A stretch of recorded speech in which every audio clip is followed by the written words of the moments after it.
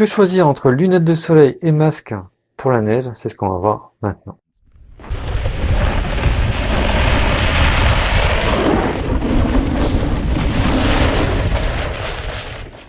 Salut, aujourd'hui on parle de protection des yeux. Alors au quotidien, on peut se passer facilement de lunettes de soleil ou de protection des yeux, parce qu'en fait l'œil se protège naturellement. On en porte souvent, mais c'est un peu par confort.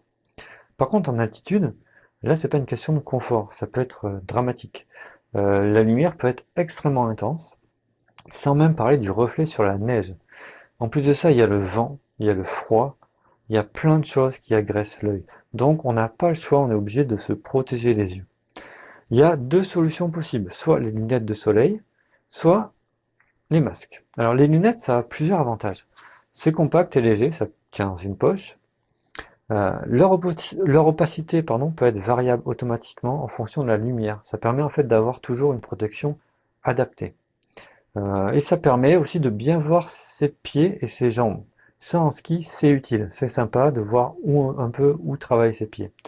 Il faut reconnaître que sur ce point-là, le masque, ça gêne un peu la visibilité. Inconvénient des lunettes de soleil, ça laisse passer trop de lumière. Vraiment trop de lumière, notamment sur les bords, ça ne protège pas suffisamment. Ça prend trop de vent, ça prend trop de froid. C'est quand même fragile, quoi, hein.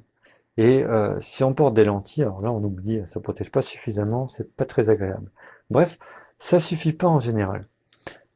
Et en altitude, ça peut même être l'enfer. Ça peut suffire par exemple si on skie seulement entre 13h et 15h, un jour de soleil sans vent. Si on débute ou qu'on prend pas trop de vitesse, quoi. Si on est dans un climat doux, comme par exemple dans les Pyrénées, une lunettes de soleil, c'est assez commun.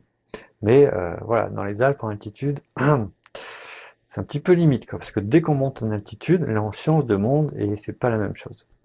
Et si ça nous convient, il y a des gens à qui ça convient malgré les inconvénients de porter des lunettes de soleil. Dans ce cas, pourquoi pas. Mais dans le doute, préférez éventuellement des lunettes de type glacier, en fait, qui ont des pièces de tissu en cuir sur le côté. Donc ça permet de cacher un peu la lumière. Mais le plus sûr, c'est vraiment d'acheter un masque. Alors, les avantages du masque, c'est que c'est super confortable. C'est ultra robuste, c'est souple, il n'y a rien qui casse. Ça protège du vent, ça protège du froid, ça protège de la neige, ça protège de la pluie, ça protège de tout. C'est vraiment très efficace.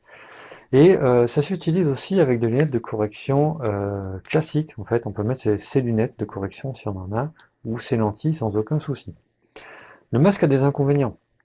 C'est volumineux, ça cache le visage des personnes, hein. On a parfois l'impression d'être sur une rave party sur la Lune.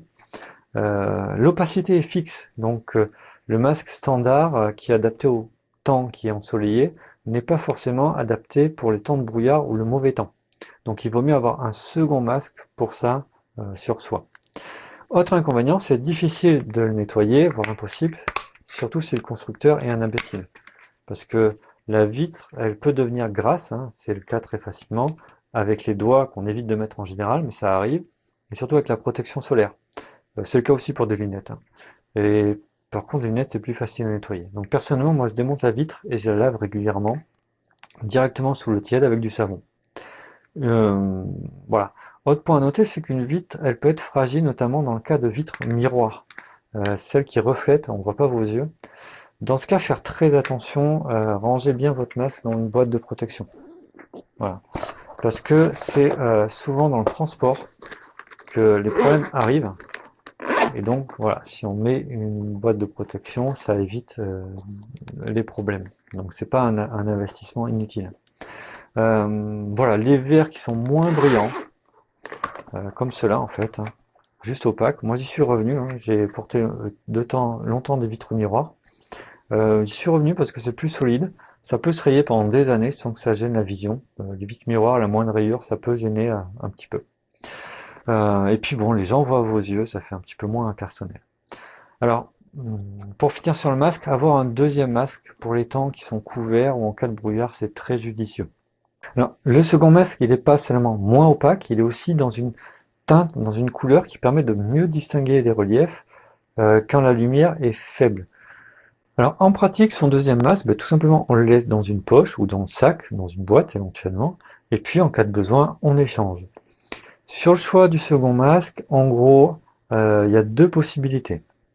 Soit un masque brouillard, souvent jaune, très translucide, parfois trop, et le masque couvert. Ça c'est un peu plus opaque, couleur jaune ou orangée le plus souvent.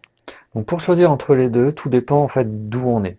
Personnellement, dans le Massif central ou au Québec, moi je prendrais le premier cas, parce qu'on a souvent des tons très couverts. Dans les Pyrénées ou dans les Alpes, moi je prendrais le second, le masque orange. Voilà. Après, c'est à chacun de s'adapter. Pour débuter, on trouve des masques premier prix, en fait, même si on n'en achète qu'un pour commencer. Prenez le premier prix, ça convient parfaitement. Le jour où il rentrera trop d'air à cause de sa vitesse, peut-être qu'il sera temps d'en changer, mais normalement, il y a le temps de voir venir. Voilà, c'est tout pour aujourd'hui. N'hésitez pas à partager, à commenter, à dire ce que vous faites vous, ce que vous préférez. On se retrouve très bientôt. D'ici là, glissez bien, amusez-vous bien, portez-vous bien. Ciao!